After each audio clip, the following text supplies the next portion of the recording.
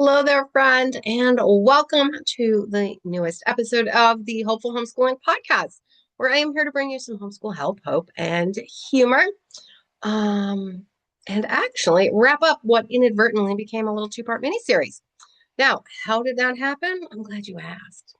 Um, Last week we talked about how to finish your homeschool year strong without burnout, right? And I'll link to that in the show notes if you didn't catch it. You're gonna want to before you take this week's episode in. I shared how you don't need to push harder. You just need to finish the year smarter, and you need to figure out what that looks like.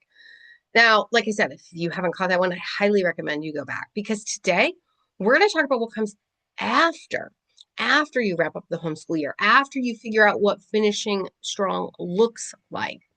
Because once you've let go of the pressure to finish everything, once you've given yourself permission to pivot, there is one more step that most homeschool moms skip, and that's reflection. Now, why does reflection matter? Well, because reflection allows us to turn experience into wisdom. Because finishing your school year strong, that's only part of the story. Okay. As your school year wraps up, you need to understand why things worked and why they didn't, and how to make that information work so that next year can be better. Now, friends, if we have never met before, my name is Kelly Warner, and I am the host of the Hopeful Homeschooling Podcast, as well as the owner of a homeschool website I like to call Hope in the Chaos. Now, if you haven't seen the theme there, it's hope, right? My role is to give you hope so that you can homeschool well. I help make homeschooling simple and help give you confidence to embrace your calling as a homeschool mom. Now, okay, I'm going to take off, assuming you have already seen episode 1, right? And I hope that you remember the two homeschool moms that we talked about, right? Homeschool mom number 1, she felt pressured to finish everything. Then, of course, homeschool mom number 2, who approached her homeschool with flexibility and with confidence. Now, what's interesting is at the end of the year, both of those moms, they have a choice to make. And that's the same choice that you get to make right now as well. Are you going to pause and reflect, or are you just going to rush ahead into next year? Because let's be honest, most moms do skip the reflection stage, right? We aren't excited to end the school year, to start summer vacation, to transition into um, you know, less learning, right? We are excited to jump into the new homeschool year, to grab the shiny new programs, to take advantage of that back to homeschool sales, or we've just come back from our favorite convention and we're amped right up, right? Now, that's usually homeschool mom 1. Honestly, she's looking ahead. She is already thinking, what do I need? How do I make sure we stay on track next year, right? We fell behind this year, and I won't let that happen. Okay. She jumps right into the planning phase without ever stopping to go, why did we fall behind? Right? Because remember, you're not actually behind. But anyway, homeschool mom number 2, though, she's going to do something different. She's going to pause. She's going to give herself permission to take a day or 2 or even a week, because she knows that if she doesn't reflect on what worked well and what didn't, that she's just going to repeat. And oftentimes we end up repeating the mistakes, not what worked well. Sorry. Okay. Now, as I mentioned in episode, I don't remember the episode number for the last one. All right. As I mentioned in the last episode, right? I am homeschool mom number 1, right? I rushed ahead. I planned the next year. I said, we're not going to have the same issues. I'll plan better, right? I'll make my calendar more detailed, right? I'll put more guardrails, right? And I never stopped to say, I didn't plan for sick days. I didn't plan for a child that maybe didn't understand a lesson. I failed to leave room for life and for sick days. I failed, right? And we don't like to admit that as moms. That can be a hard thing, to humble ourselves enough to admit that we made a mistake. But that's where growth happens. And isn't it what we ask our kids to do as well? Anyway, so that was not even in my notes. We are going off on a tangent, I guess. So now, okay, now we're going to move on to right? We've already covered why most moms skip reflection. It takes too much time. They don't want to. They have to admit that something went wrong. You're already in planning mode and new and shiny and excited. But here's the thing. Reflection can start with what actually worked. Be excited, right? Be encouraged. Don't be overwhelmed. Okay. Ask yourself what worked. And this is something that homeschool mom number 2 does really well because she notices that when the curriculum clicked or that the program was the right fit, right? She notices that they found a rhythm that was natural for their current life, right? She recorded the moments that brought joy into their homeschool, right? She is a stop and smell the roses kind of mom who notices even the small things. Mom number 1, however, she's just focused on what didn't get finished, right? She doesn't have time to celebrate the wins because the losses are just they're front and center, right? Don't skip this, friend. Whether you're homeschool mom number 1 or number 2, don't skip this because understand there was good in your homeschool year, even if there was a lot of bad. There were things that clicked. There were days that went well. There were moments that just fit. Okay. Now, of course, there were moments that didn't work, right? And let's talk about the hard part, right? This is the difference where the 2 moms are really going to show up, though, because mom number 1 looks back at what didn't work and says, I didn't do enough. I didn't push enough. I didn't plan enough. Right? I need to fix everything, right? She's got guilt. She's got pressure, and she is coming from a place of fear. But mom number 2, she looks at the exact same situation, the exact same family, the exact same kids, and she says, okay, something didn't fit our family, right? She realizes that the issues, they weren't failure. It's just feedback. And she is going to learn from them, right? She's going to take those moments of struggle and difficulty and challenge, and she's going to say, okay, maybe that program's not the right fit. Maybe that co-op just isn't our jive. Perhaps we added too many outside programs, or we just added too many electives inside. Perhaps we fell for the sales pitch that was all, it was great. It was a perfectly crafted sales page, but it just wasn't for us. Now, this shift, right, from failure means I have to push more to it didn't work, so let's learn, right, from our feedback. Now, this changes everything because this removes guilt, friend. Okay. And when you remove guilt, you create space for growth for you as a homeschool mom and for your children. Okay. Because let's face it, in life, we don't do everything right. I mean, goodness, I am sitting here today and I am recording podcast episodes. And the last episode, I had to restart 3 times. Not because I failed, because the phone rang. So I did fail to leave my phone out or turn the ringer off so I can learn from that, right? Because my allergies are kicking in. There's not much I can do about that, right? And because I didn't know my script well enough, so I was just I wasn't authentic. I didn't like how it was coming out. Okay. And what did I learn from that? Be okay with not knowing my script and leaving room for the authentic conversations that I think make this podcast, better than when I sit and read all my scripted stuff. But 2, make sure I'm prepared, build more time in, right? And that's growth. Okay.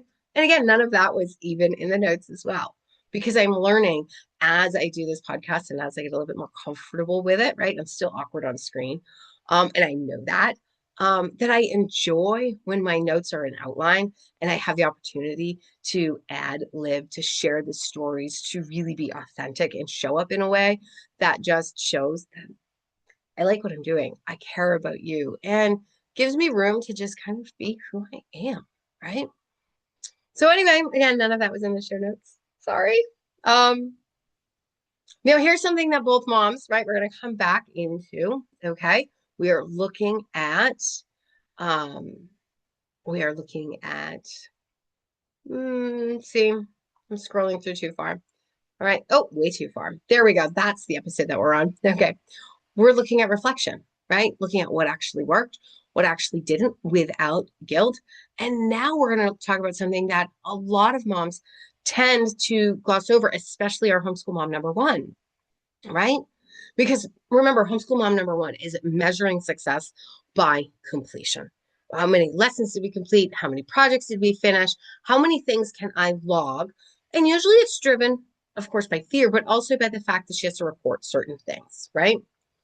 Okay, but mom number two, oh, she's looking for something deeper. She's looking for the growth beyond the academics, okay? She's looking to see where her children grow in confidence. Are they able to have better conversations? Perhaps they're more independent. Perhaps they're growing in love rather than learning, right? Now, these are all character-based things, right? And I'm going to pause here because this is a hill that I will die on, okay?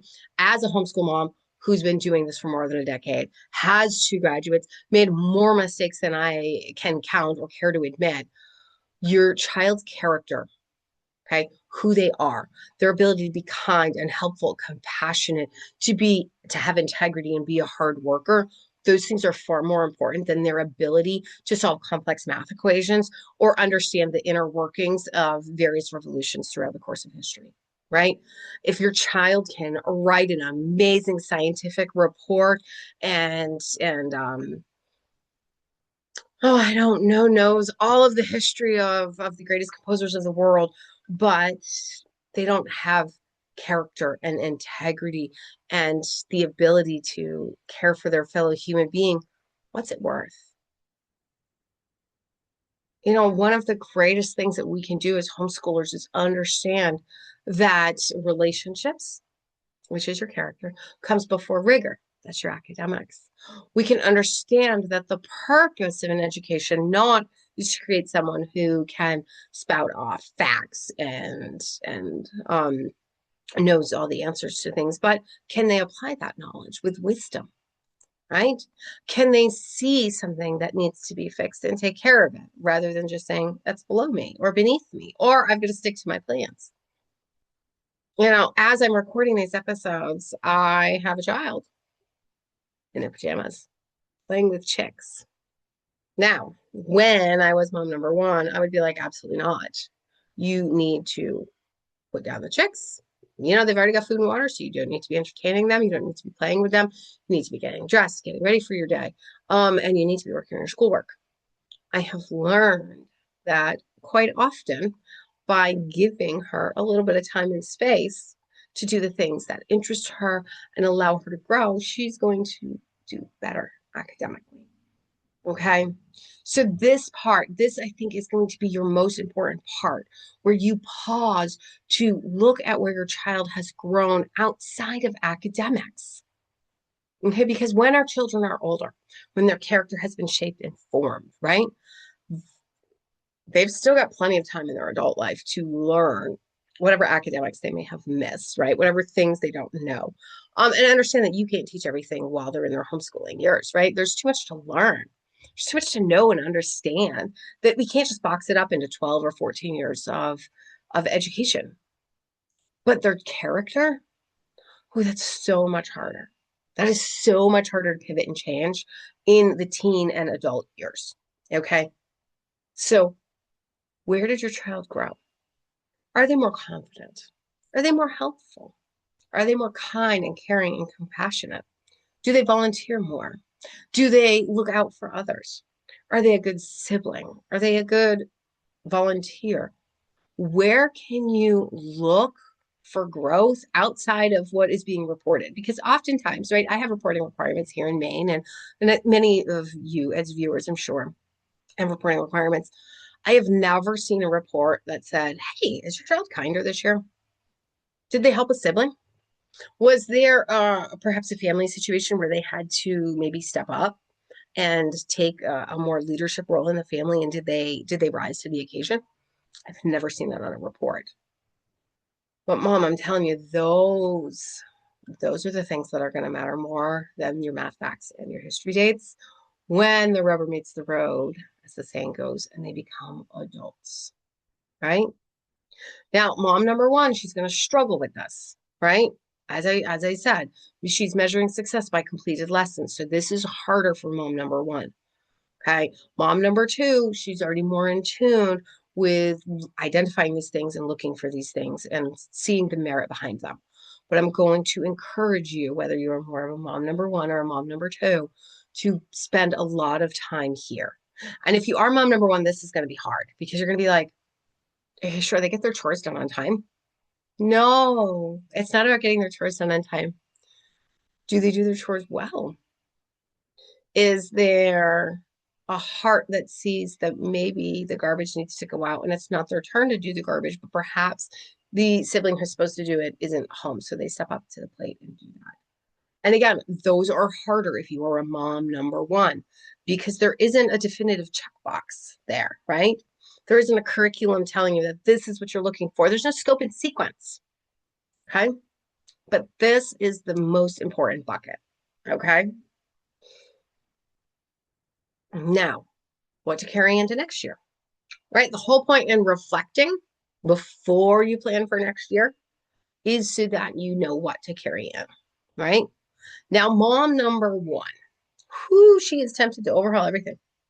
Okay, if this year did not work out as perfectly as she had hoped, she's going to overhaul everything. She's going to get a new curriculum, have a new schedule, have a new system, because she's going to think, I'll get it right this time.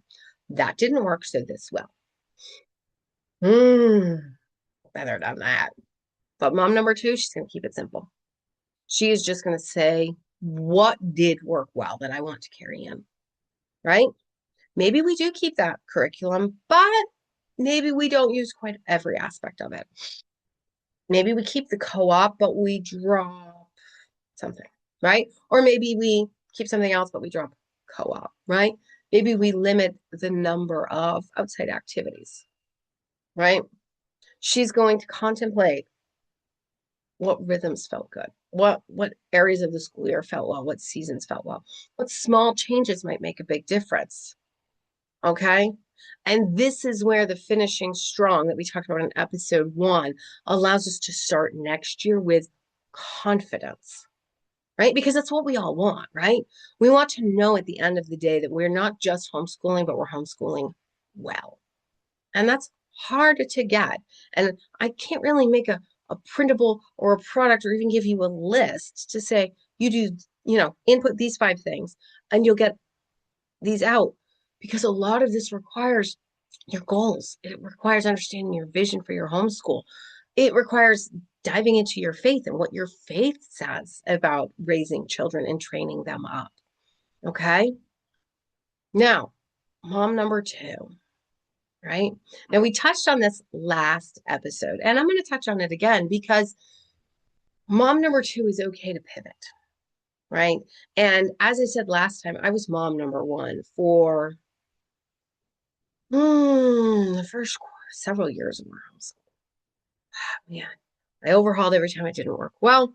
I doubled down when we were behind. I was confident that we were gonna get it because I was terrified we were failing. And the reality is we were completely floundering for several years, right? And I've come far enough away from that I can admit that. Now, when I paused to schedule, I say schedule loosely, the unplanned homeschool year, which is what allowed us to pivot.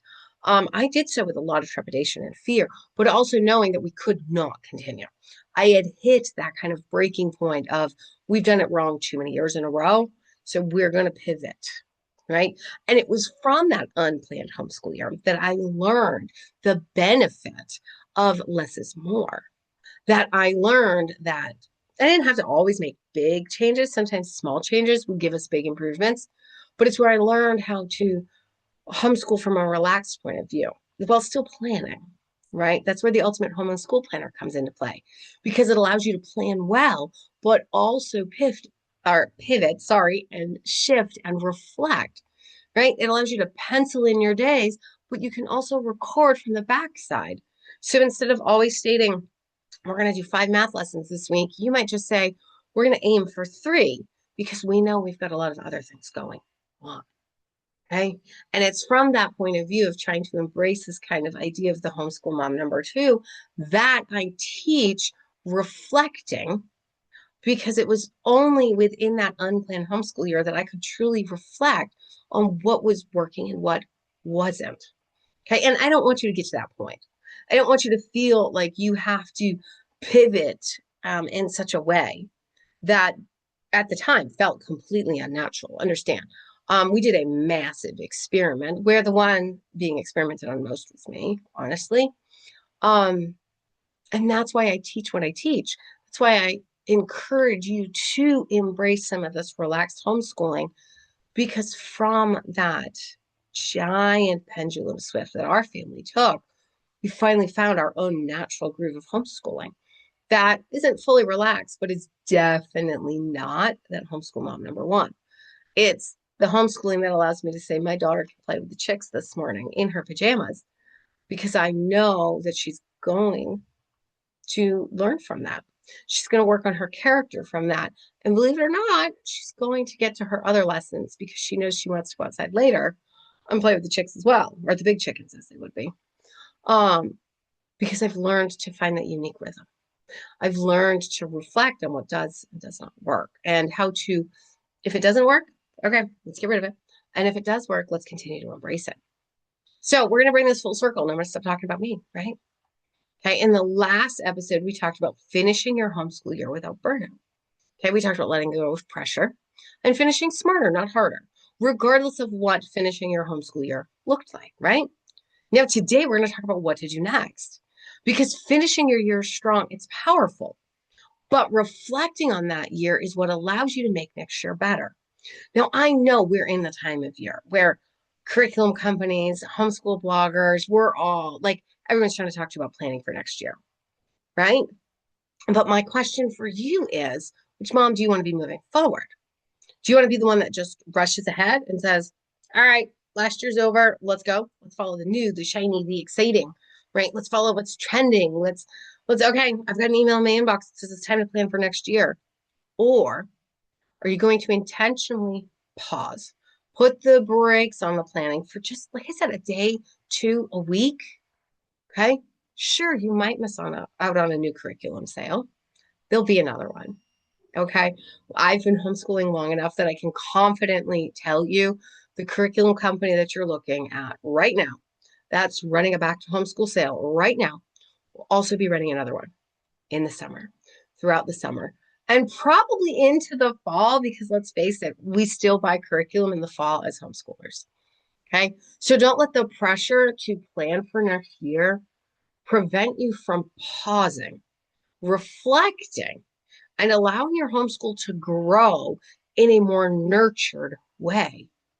Now, if you're thinking, okay, I want to pause, but I don't know how, I don't know where to start, then I'm going to invite you again to grab the Homeschool Mom's Introduction to Journaling, where I walk you through prompts, just like the ones I included today, right? And I will make sure that in the show notes, those prompts are listed out so that you can use them, so that you can reflect with clarity instead of just staring at blank pages, right?